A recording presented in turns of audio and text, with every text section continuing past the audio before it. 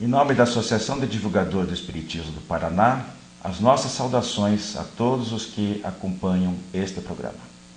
Vejam o que nós preparamos no programa de hoje. No tema livre, nós vamos discutir sobre a sexualidade, energia do espírito com expressões no corpo. O Espiritismo responde se um espírito pode se tornar visível para ser reconhecido e se eles, os espíritos, podem também carregar objetos materiais de um lugar para outro. E para terminar, no Presença Literária, nós vamos abordar a obra Forças Sexuais da Alma. Começa agora Diálogo Espírita.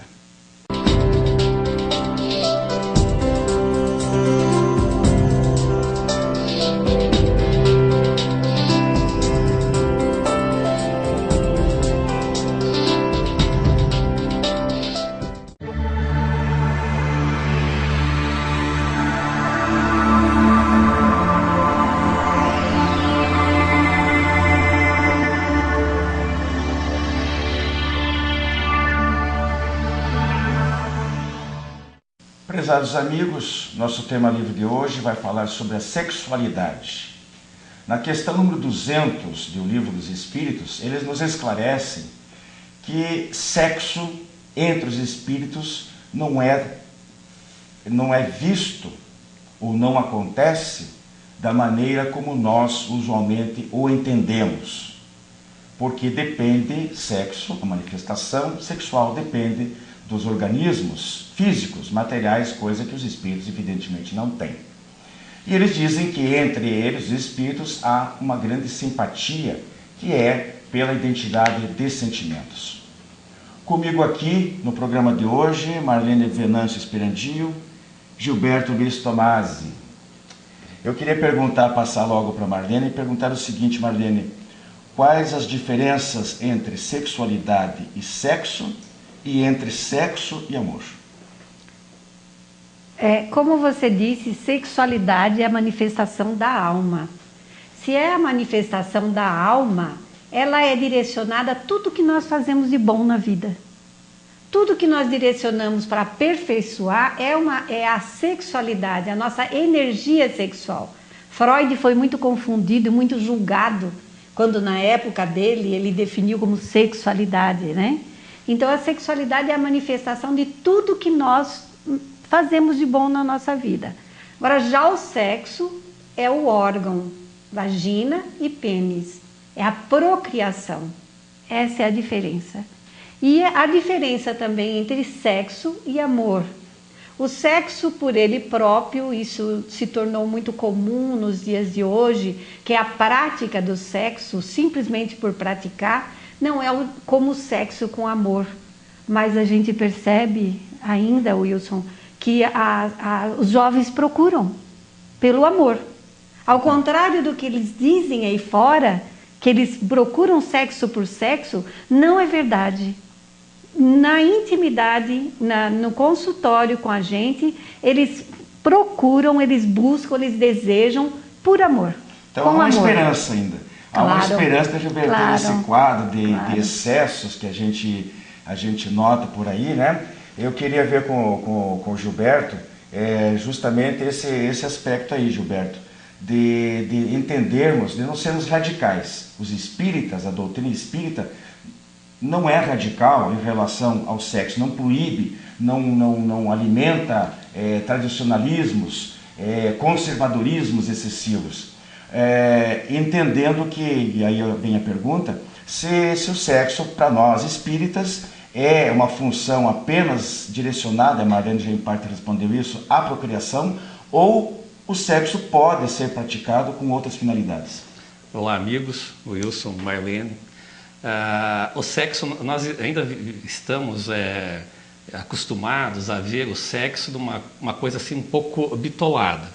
E a Marlene já falou que a coisa é bem mais abrangente, principalmente em relação ao que os jovens pensam. Então, pensar em sexo unicamente para essa forma da atividade sexual em si, não é bem assim. A doutrina espírita pensa um pouco mais abrangente. A doutrina espírita também vê a atividade sexual ou o sexo e a própria sexualidade como um trabalho também a ser estudado pela ciência, por que não? Em termos de arte, nós vemos muito a arte, sexualidade envolvida na arte. Então a doutrina espírita é mais abrangente nesse sentido. Não vê apenas como uma satisfação pessoal, prazer por prazer, ou mesmo para a simples procriação, não. Envolve bem mais coisas, né?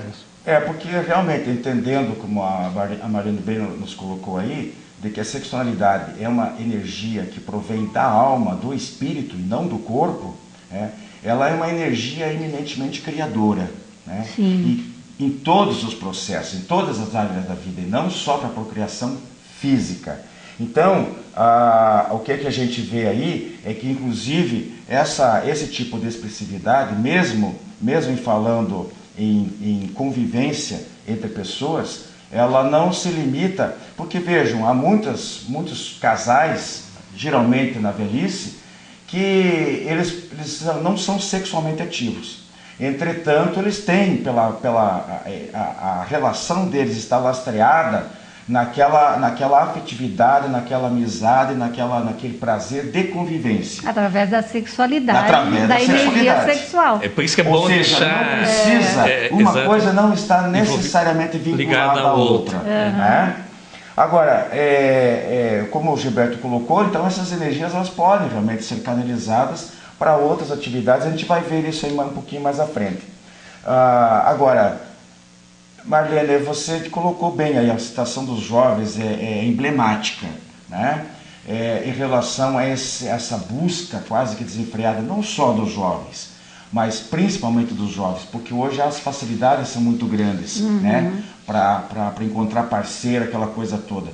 E qual é a orientação do espírito, então, no caso, para como que o jovem vai exercer o autocontrole, o controle? Vai se abster? Deveria se abster? Pode praticar? Como é que fica, Marlene? Aí vai de acordo com a maturidade do jovem. Não há proibição, mas sim necessidade de informação. Os pais ainda, que estão muito ligados à nossa geração, que teve o sexo tolhido, o sexo proibido, ainda tem vergonha de falar abertamente com os filhos. Tem idade? Não tem idade. A orientação começa desde muito cedo, porque nós estamos tendo meninas menstruando com 9 anos de idade. A partir do momento que menstruou, tem o período fértil, o instinto do ato. E ela tem que aprender a dominar, controlar o instinto do ato através dos prejuízos que podem gerar uma relação sexual precoce. Pois é. Então a informação é essencial. Pois nós vamos falar sobre esse problema aí que é muito sério, muito grave, com gravidez precoce, etc. Eu queria colocar aqui então, já para vocês irem pensando, né, para a gente complementar as palavras do autor Jorge Andréa dos Santos, que é um psiquiatra e médico, né, por consequência, médico, psiquiatra espírita, nonagenário, e ele tem um livrinho pequenininho chamado Forças Sexuais da Alma. Está aqui até, né, para vocês darem uma olhadinha. Mas o importante é que ele fala a certa altura é o seguinte, que quando o relacionamento sexual representa apenas um encontro superficial e de simples descarga de energias, o resultado ficará na superfície, na zona física, sem atingir as forças profundas da alma, né? Porque as suas finalidades foram superficiais e sem a construção espiritual que o amor sério e harmônico propicia. Por isso que eu perguntei, qual é a diferença entre sexo e amor? Só sexo satisfaz plenamente ou não? Satisfaz por alguns minutos. Depois fica um grande vazio. Porque muitas vezes o jovem vai contra ele próprio. A jovem não tem coragem de dizer não para o jovem com medo de perdê-lo. Só que depois fica um vazio, porque gera uma insegurança muito grande. E porque só toca os sentidos, né? Só os sentidos. Só os sintomas. Claro, mexe com os sintomas, hormônios, na verdade, né? Aquelas descargas de hormônios e tudo. Não envolve afetividade. Não. Não permanece. Carinhos, isso. Isso é complicado. Eu acho que a sensação de plenitude ela só é alcançada realmente quando há afeto envolvido. Sim, com né? certeza. Enquanto fica na periferia, é o termo que os espíritas usam, sexo de periferia, só envolvendo o corpo físico, sem um envolvimento integral, então cria esse vazio existencial e muitas vezes cria problemas, porque essas pessoas vão querer sempre mais, buscar sempre mais, naquela forma de um sexo fortuito, sexo descomprometido. E isso está prejudicando muito o jovem hoje, Wilson, em relação à sensação de posse. Sabe, quando eles têm uma relação sexual, é uma sensação de posse, de achar que aquela é a única pessoa na vida dele naquele momento, que não vai existir mais ninguém. Ou seja, o jovem queima etapas, queima a adolescência, queima etapas e acha que um é posse do outro e não vive. Simplesmente porque há relacionamento sexual no meio. Exatamente. Agora, Gilberto, como é que a gente vê uma generalizada erotização da sociedade, né? Você vê que tem um filme polêmico, umas 3 décadas atrás, 40 anos atrás, chamado Império dos Sentidos. Um filme japonês muito forte, né? E me lembra isso aí, porque hoje em dia muito está atrelado a esse império dos sentidos. As pessoas, não só em matéria de sexo, mas todos os prazeres materiais, de viver o hoje, agora, quanto mais melhor, e o que der faça, porque como se o mundo fosse acabar amanhã. Inclusive então, com recurso de drogas. Exatamente. Então, esse marketing do sexo, Gilberto, um bombardeio de sensualidade que a gente recebe aí nas novelas, nas revistas, no cinema, na propaganda, na moda, que chama os sentidos, que desperta a libido, né? Essa busca incessante do sexo pelo sexo, do sexo pelo prazer, gerando esse vazio que a gente falou, e gera provoca essa exaustão dos sentidos. Como é que a gente pode neutralizar um pouquinho isso aí? Olha, Wilson, neutralizar, eu imagino que depende muito da conscientização de cada pessoa, de como ela está vivenciando isso. Porque, como você bem colocou, estão envolvendo o sexo com algo material. Querem vender a sexualidade através de coisas materiais, né? Então pela sensualidade, através desses programas, vendendo o corpo, digamos assim, né? E não há essa afetividade toda. Então eu entendo que tem que ter uma conscientização por parte dos pais, como a Marlene falou, principalmente quando crianças, para que não se deixe envolver por esse sentido meramente cultural do corpo em relação ao sexo. Tem que haver uma informação melhor nesse sentido, senão, infelizmente, a mídia é muito forte nesse sentido. As crianças vão querer, num certo momento, Marilene, você que trabalha com jovens, querer se parecer com aquele que ele está vendo.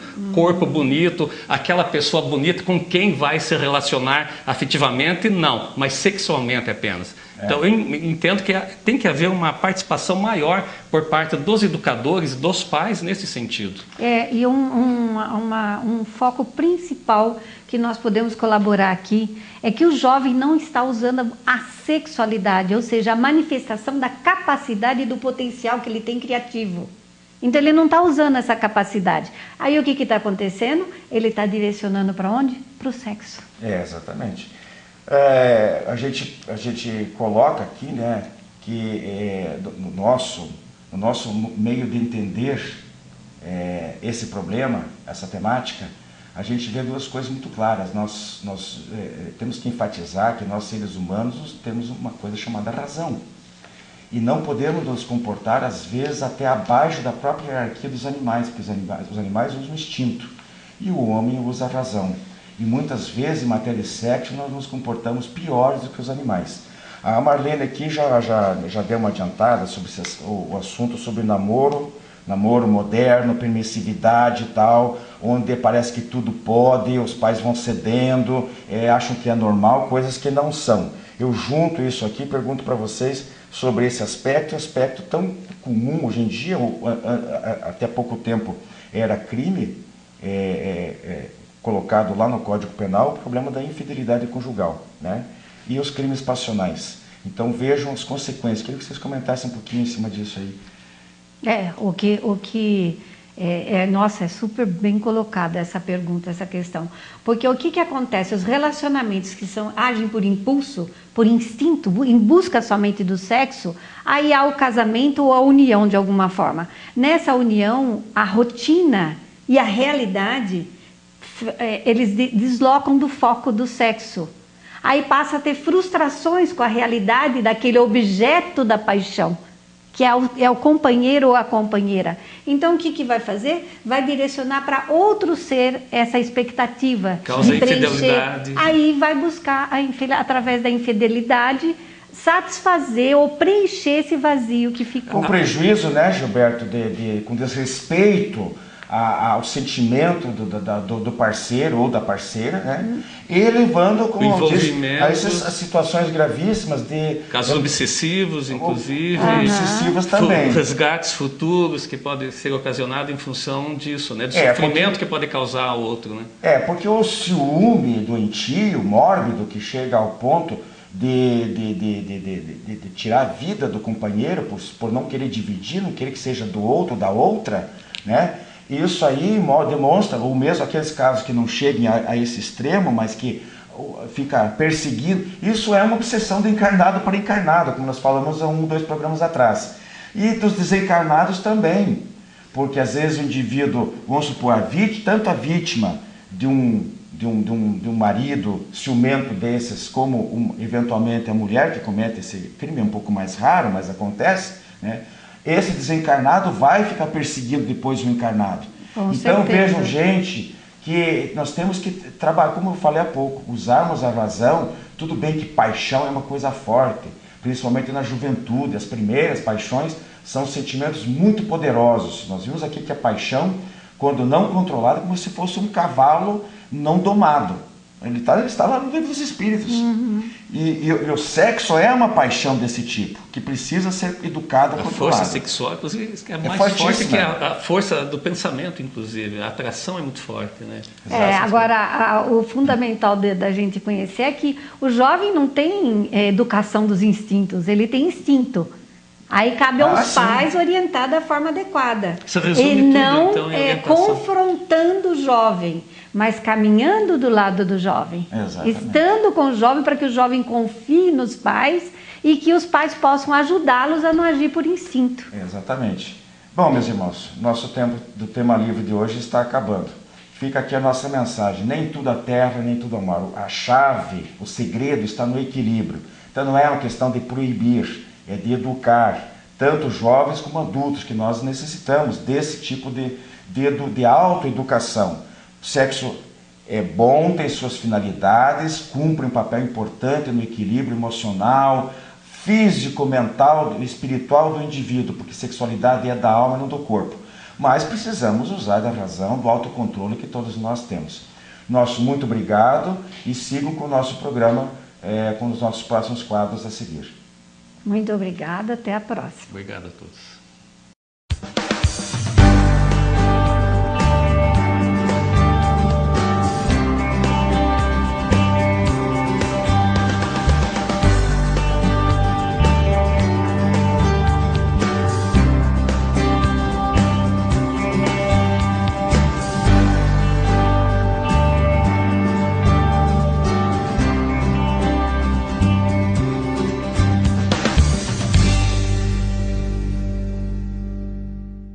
Você tem um familiar ou amigo com problemas de álcool ou drogas? Venha conhecer a comunidade psicossomática Nova Consciência em Capivari. Uma clínica com médico, psicólogo, terapeutas e especialistas no tratamento da dependência química. Atendemos pacientes do sexo masculino com período de recuperação de 4 a 6 meses para desintoxicação, terapia, conscientização e renovação de valores. Maiores informações, acesse comunidadenovaconsciência.com.br ou ligue 34917000 com Saulo ou Arnaldo. A editora M de Capivari, São Paulo, é a segunda maior do Brasil no segmento espírita e oferece um catálogo com mais de 400 títulos. Um de seus últimos lançamentos é 8 Semanas para Mudar Sua Vida, da autora paulista Elaine Aldrovandi, na linha da autoajuda sob as lentes da doutrina espírita.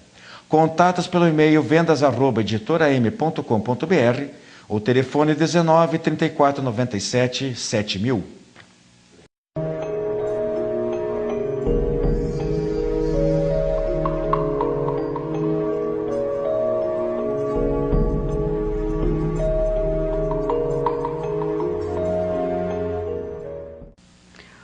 Olá, amigos!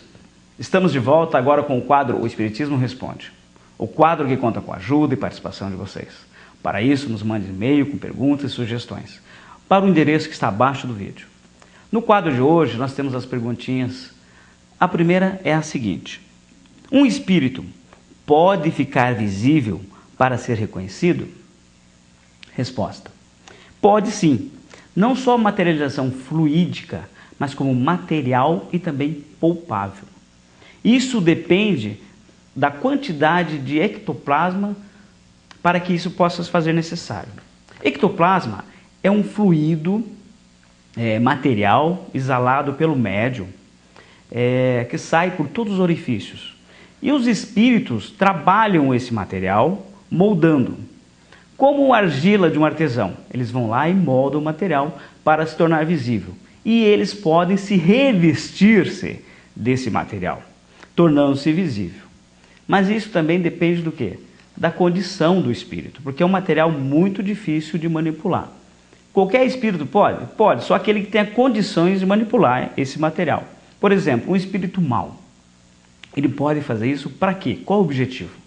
Para assustar, amedrontar, trazer ou tentar se vingar da pessoa, né? Já um espírito bom, o que ele faz? Ele aparece ali para provar que ele está ali, que ele não morreu ainda, que o espírito está vivo, né? Que continua, para trazer um conselho, às vezes até mesmo para solicitar uma assistência, uma prece, um favor, certo, meus amigos? Na Bíblia, no Evangelho, a gente tem algumas passagens comuns com esses tipos de aparição. Nós vemos lá Jesus conversando com Moisés e Elias, antes de ser capturado pelos romanos. Moisés e Elias se materializa na frente de Jesus e os apóstolos conseguem ver. E o próprio Jesus também, após a sua morte, ele se materializa e se torna palpável, se torna sólido, por muitas vezes. Isso utilizando o ectoplasma dos seus apóstolos. Tanto que ele fala assim, né? Tocai em minhas chagas. Certo, meus amigos? Bom, vamos para a segunda questão. A segunda perguntinha é a seguinte: os espíritos podem carregar objeto de um lugar para outro? Sim, pode. Mas os espíritos superiores nos advertem que esse é um fenômeno muito raro, mas também é muito fácil de fraudar. Então temos que tomar muito cuidado com isso. E eles nos advertem também que esse fenômeno é muito raro e vai continuar e vai ser cada vez mais escasso. Por quê? Não depende só da condição do espírito, mas também do médium, da condição moral do médium. Tudo isso depende digamos assim, de ambos, certo? Eles podem, digamos assim, transportar-se de uma sala ou de uma caixa hermeticamente fechada, qualquer tipo de objeto. Com isso, de que forma? Eles envolvem esse material em seus fluidos espirituais, expansivos, penetráveis, né? E digamos, também combinado com os fluidos materiais do médium, tornando isso possível. Ou seja, eles vão expandir-se, entrando nos poros, nas moléculas dos objetos, fazendo eles como se fosse desintegrar-se e depois reconstituir em outro local. Certo, meus amigos? Para isso, de forma que mais agradável para eles, digamos assim, esses objetos que eles fazem, frequentemente são flores, frutos, joias, pequenos materiais, objetos, né, em geral. Se torna mais fácil para isso. Mas isso também não quer dizer que os grandes e os mais pesados não possam acontecer. Como eu falei, isso também vai depender da condição moral e evolutiva do espírito e, é claro, do médium também, certo? Tudo isso tem uma razão de ser. Bom, no livro dos médiuns, Erasto faz o seguinte: Recordais, espíritas, que é absurdo repelir sistematicamente todos os fenômenos além-túmulo, e é prudente aceitá-los cegamente. Ou seja, então temos que passar pelo crivo da razão, para que possamos então discernir o que é certo e o que é errado, não aceitando o que é fraude como verdadeiro e repelindo o verdadeiro como falso. Tá ok, meus amigos? Então até a próxima semana. Até lá, um grande abraço a todos.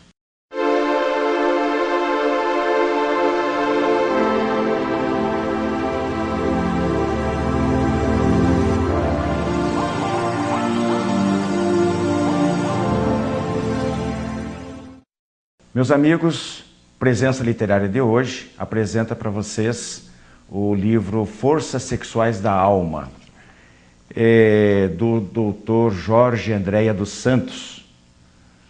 Esse livro foi publicado em 1987 pela editora da Federação Espírita Brasileira. Esse livro que possui da sexta edição de 1995, e observem que essa edição conteve do milheiro 46º ao 50º, ou seja, 46 a 50 mil exemplares já à época, em 1995. Por coincidência, nós falamos no nosso tema livre de hoje sobre o tema sexualidade, que é o tema do livro. O Jorge Andréa é um autor nonagenário, psiquiatra, espírita, e de uma alta respeitabilidade no movimento espírita pela sua formação profissional e de espírita também. E ele ressalta-se maior essa importância do que ele diz, do que ele nos passa nesse livro, quando ele coloca o seguinte, que a sexualidade constituída de poderosas energias que fluem do espírito para o corpo físico, e ali nem sempre são devidamente educadas e canalizadas. E acrescentamos nós, esta é uma falha da maioria de nós que estagiamos ainda num primitivismo dos instintos em detrimento da razão. Então essa colocação do Jorge Andréa já resume mais ou menos a linha que ele adota no livro. Eu queria passar para vocês aqui o sumário, porque eu entendo que é sempre importante a pessoa saber do que o livro trata através do sumário, do índice.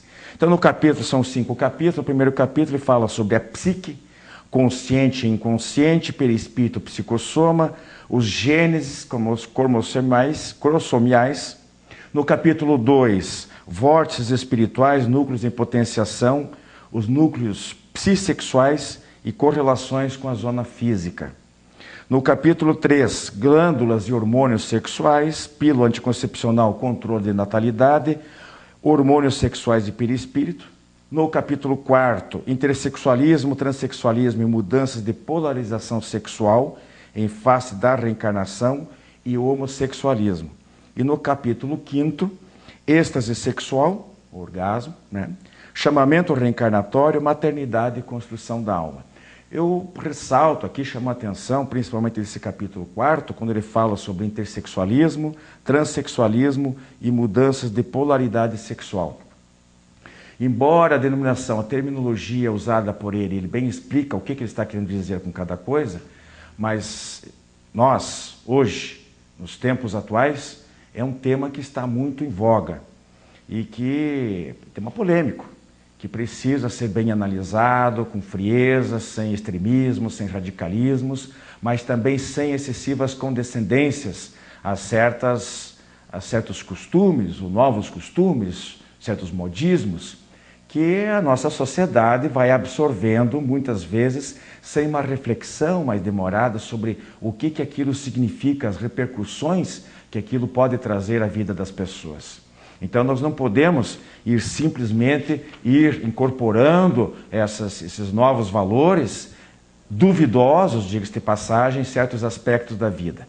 Há que se analisar, e aqui a qualidade, o valor da obra é essa, que ele não é analisado apenas de um ponto de vista filosófico ou doutrinário, mas de um ponto de vista científico também.